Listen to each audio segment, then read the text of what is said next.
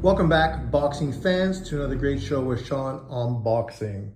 So today at work, it's lunchtime. I'm chilling. I like to listen to boxing conversations.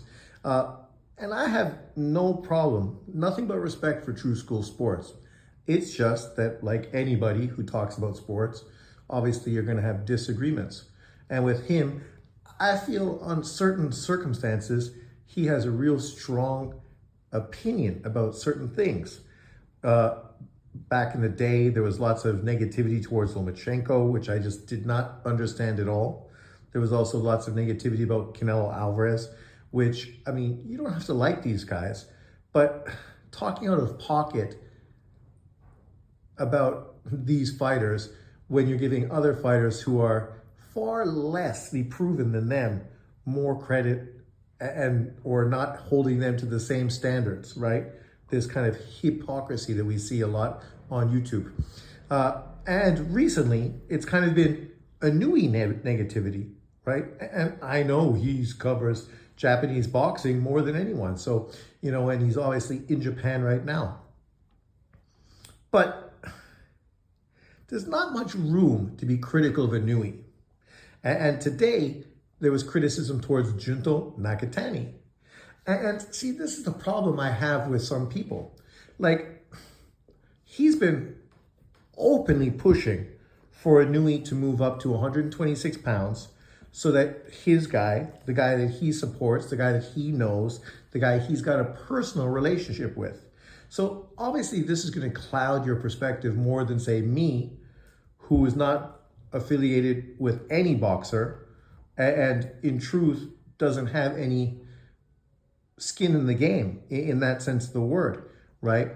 He does. He's affiliated, tied together, built up his channel based on relationships he's had, kind of like Ellie Setback, right? And I hope True School Sports doesn't go down that path. But, when you do that, when you tie yourself together with certain fighters or promoters or trainers, and you feel the need to only say good things about their fighters so that you have an open door policy to them, this is potentially what happens. You don't really talk about boxing as fairly as maybe you should otherwise, right? So he made this thing here and he says, take care of business first. So he even admits, and everyone who watches boxing, especially small weight fights, knows that a potential Inui Nakatani fight in Japan is literally right now the biggest fight in Japanese boxing history. We don't need to let it build up. We don't need to do anything else. It's the biggest fight in Japanese boxing now. If you let it build up more, it's just going to continue to be the biggest fight in Japanese boxing, right? It'll get potentially bigger, but it's still going to be the biggest fight in Japanese boxing regardless, right? Unless one of these guys takes a loss in the meantime. And then a lot of the luster will no longer be there anymore. He wants, of course, Inui to move to 126 so Angelo Leo can get a shot. So Angelo Leo can use Inui's fame and name to build up his own. That's the reason why he hopes that happens. It's not that he really is invested in Inui moving up to 126 and taking on any other opponents, because in truth, he doesn't really care so much about that. What he wants is specifically good things to happen for Angelo Leo, a fighter that has a relationship with, right? And if that means walking away from a potential Junto Nakatani fight to move up to another weight class and potentially get beaten, that's great. Because it benefits a fighter that he's tied together with. Am I wrong?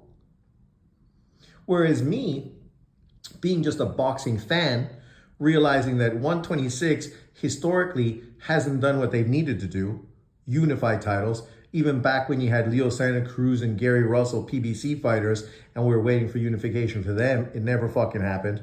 Now you have championships changing hands left, right, and center. I don't know why people are acting like 126 is somehow a great division. How's it a great division when literally belts are fucking changing hands consistently. There's no dominant champion. There's no guy who's unified. There's nobody who's been the face of this division for an extended period of time. It's just one champion after another, a bunch of faceless champions, whether we're talking about fucking Figueroa, whether we're talking about Ball, whether we're talking about fucking, what's his face, Espinoza, whether we're talking about Angelo Leo, faceless boxers that the majority of boxing fans don't even know who any of those guys are. By and far, the biggest out of them is fucking Ball, because at least if you go to the UK and fight him, you know you're going to get paid good, and it's going to be a huge crowd. You can't say that about literally any of the other fighters in the division. So why is it necessary for Inoue to go to his 6th weight division to help hype up somebody else, right? In a foreign country. Because of course, if this fight was happening in Saudi Arabia, True School Sports would fucking be pissed off and would lose his shit. Even though we'd understand why both Angelo Leo and Inoue would go do it in Saudi Arabia, because that's where they would be guaranteed the biggest fucking payday. But he wouldn't be happy with that. But yet he wants Angelo Leo to fight a Japanese fighter who is a Japanese-based fighter who makes tons of cash in Japan. Right? Like, the reality of it is, I don't care if Angelo Leo gets a big fight or not. Because, you know, the reality is, he's not that big of a fighter at this point. He hasn't done really anything yet to even fucking make this fight that interesting. The biggest name right now currently at 126 is Espinoza, right? That's it. And Espinoza seems like he's going to move to 130 to potentially face on Valdez. So then his WBO title will be vacated and we'll get another faceless champion, right? And this will just be, once again, another champion at 126 pounds who never really did anything and never really proved himself. Whereas Inoue's already done that. He's a pound-for-pound fighter. And the reason people are excited about a Junto Inoue fight is because Junto is also recognized by many people as a pound-for-pound top 10 fighter as well. If you don't, that's fine. But many people do have him on their pound-for-pound list. He's a 3-weight world champion who's been very impressive, especially most recently. And True School Sports was saying that, well, you know, I don't want to see Junta Nakatani move up to 122 and face Inoue because, you know, he hasn't unified against anyone at 118 pounds. Well, okay, so why don't you have the same energy for Angelo Leo to unify against somebody at 126? Inoue's going to go up and take on one of those fighters, but none of them have unified. What have they done more than Junto Nakatani? Junto's a 3-division champion. Angelo Leo is a 2-division champion, but in both of those titles he won, I mean, the most recent one was probably the most significant one. Nobody even knows who Angelo Leo beat at 122 pounds to win a title. Literally nobody fucking knows because it was a vacant title that he won. He's not nearly as fucking credible of an opponent as Junto Nakatani. It's not a fight that moves the radar to anybody in America or fucking in Japan. Right? Junto and Inoue is huge. That's why so many people are talking about it. A lot of people are even favoring Nakatani to beat Inoue. So that gives you a clear insight into why people want this fight, because they think that Junto is a real threat to the monster, right? And as far as him not unifying at 118 pounds, well, we all know he was supposed to be unifying against Inoue's brother. And then after that fight, then he was going to move up and challenge Inoue for his 4th weight division for undisputed, right? But unfortunately, Inoue's brother got beat by an unknown Japanese fighter. Yeah, the guy he got beat by is unknown. Nobody knows the 3 other champions at 118 pounds. Sure, True School Sports does, I do, hardcore fans do, but the majority of hardcore fans on YouTube or boxing fucking chat rooms don't know either one of those three champions. The onus is more for them to unify, because in doing that, at least maybe they'll become more recognized. Junto's already recognized. Him beating one of those guys wouldn't necessarily make him a bigger name or help perpetuate a fight with him and Inoue any more than it already is. Maybe in Japan it would be significant, but outside Japan, no one would give a shit. Literally, you have three champions. I don't think any one of them has more than 15 career wins on the resume. So if Junto beats them, we already know the narratives fucking haters would come out with. He's fighting guys who haven't done anything, they're untested, they haven't even had 20 professional fights. What have they done? Who have they beat? Right? We know what people would say. So, fine, I would like to see him unify, and I assume he is going to unify at least against one of the champions before moving up to try to challenge Inoue. What we hear recently is that Junto is probably not going to be the fight that happens in 2025, because obviously the Goodman fight just got pushed back. So now you have Goodman. And then, of course, they were talking about an American fight, which would probably be Picasso.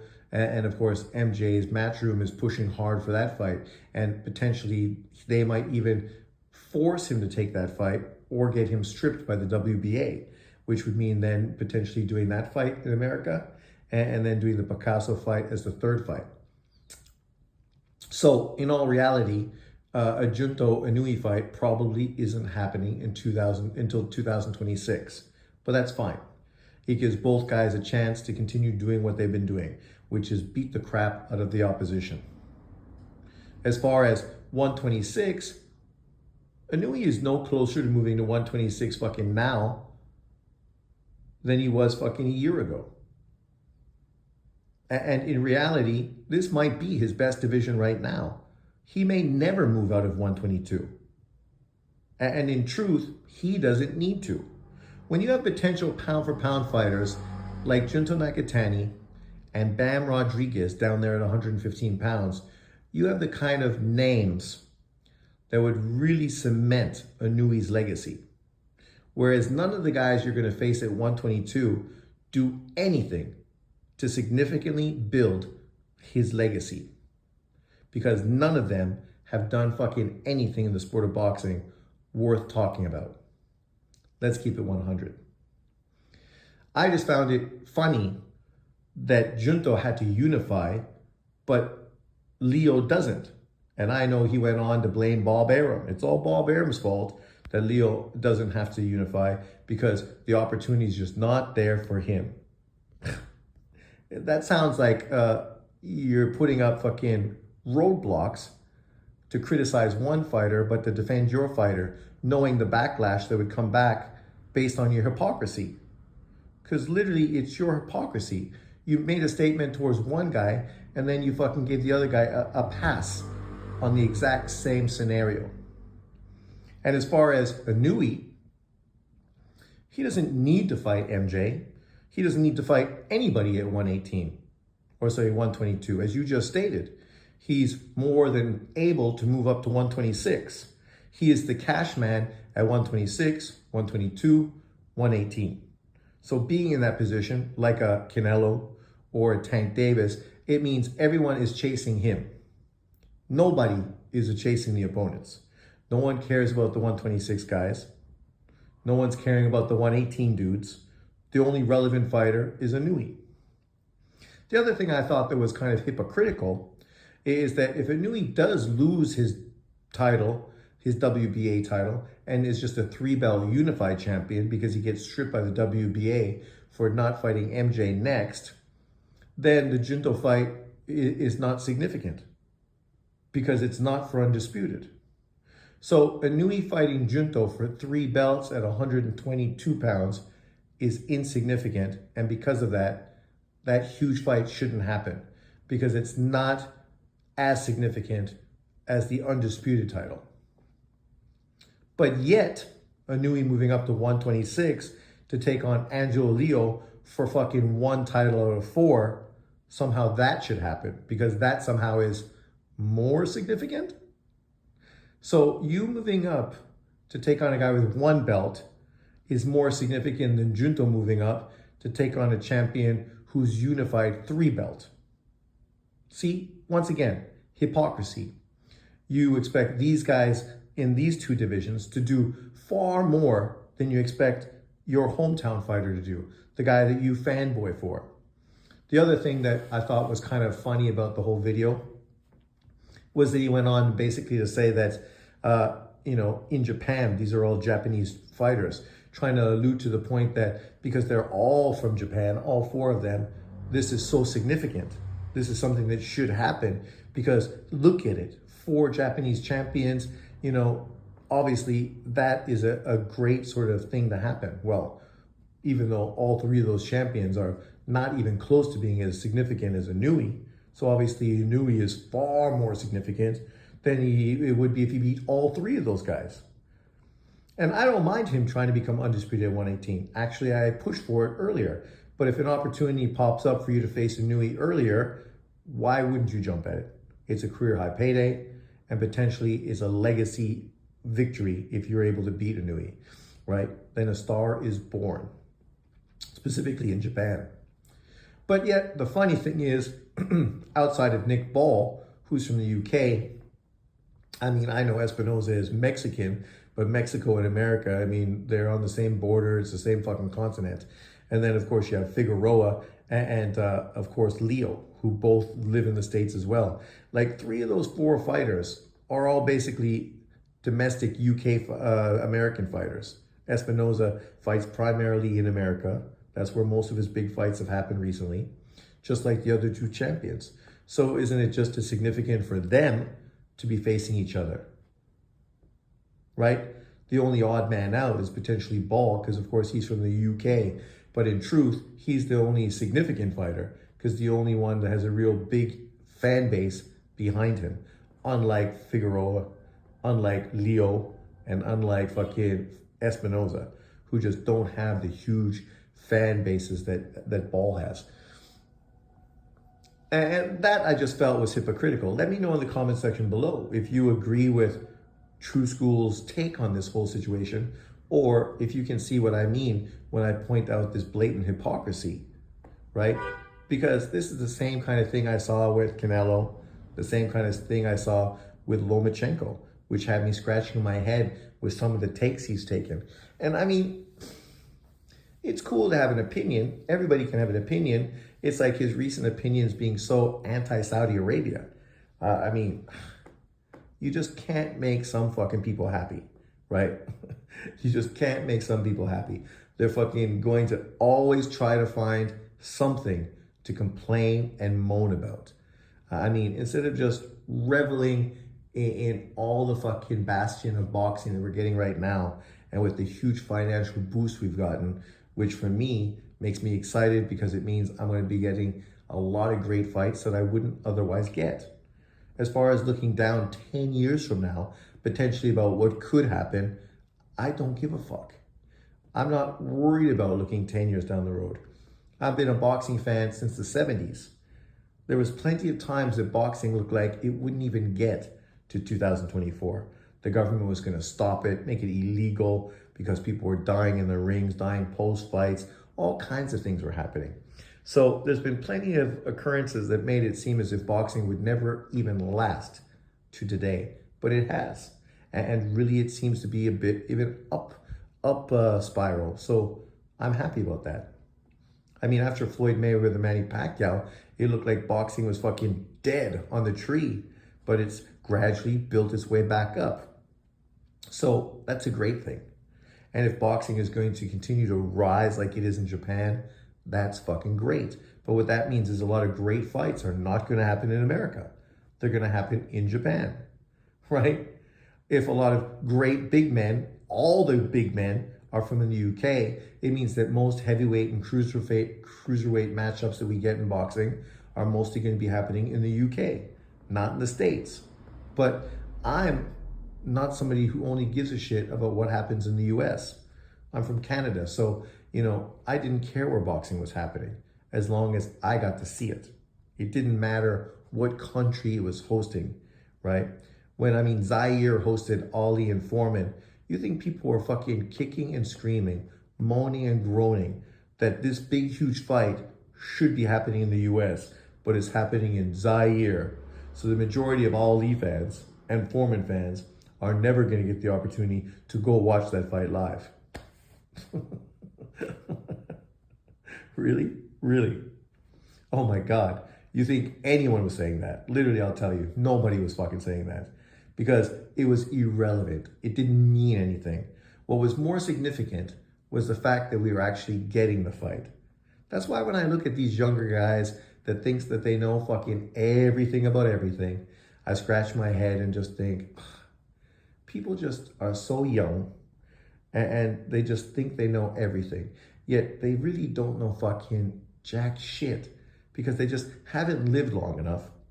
And not to say that you live long, you know more, but what you see is trends and you see different decades pass you and what happened during those decades and how things repeat themselves. And you get to see all of this stuff in real time, right? It's like me looking at the Russian-Ukrainian invasion. I don't think Russia is the enemy. I don't think fucking Ukraine is the good guys. I know exactly what it is. It's Cold War politics. The States fucking pushing fucking Ukraine on the Russian border, forcing Russia to make a move. Just like when Russia did the same thing in Cuba. No fucking different. But if you're not old enough to remember this kind of thing and just see these patterns again and again, maybe then you have this stupid fucking opinion that somehow Russia is the enemy and America is the hero trying to fucking save the world. But that's not true. It's kind of like what's going on with Palestine and Israel right now. Some people really believe that somehow this is something new. It's not fucking something new. This shit's been going on fucking for 50 years. Longer. And it just continuously pops its ugly head up every once in a while. And then people get all in their emotions about it. And then everyone that's anti-Israel becomes fucking anti-Semitic. And it's the same old BS all the fucking time. So I don't need to fucking pay attention to it. I don't give a fuck. Really. Because I know why it happened. Mostly because of fucking Biden. When Trump gets in power, I'm confident that both of those situations are going to be fucking handled. But this isn't about politics. This is just an overview of the situation, of how young people tend to feel that they know fucking everything, even though they're looking through goggles that just haven't been around very long. So their perspective is not really that enlightened. And not to say that I have all the answers. I mean, I do, but I don't want to toot my own fucking horn because that would be a little arrogant. But that's why I ask you in the comment section below. Let me know what you think. You can go listen to True School Sports. I'm sure many of you are subscribed to True School and you are friends of his and you talk to him and you chat on his comment section just like you do mine. So, listen to his video and listen to mine. And then you can give me your perspective on his take if you think it's a good take or a bad take or vice versa. But let me know what you think about this whole situation. Thanks for watching. Leave your comments below.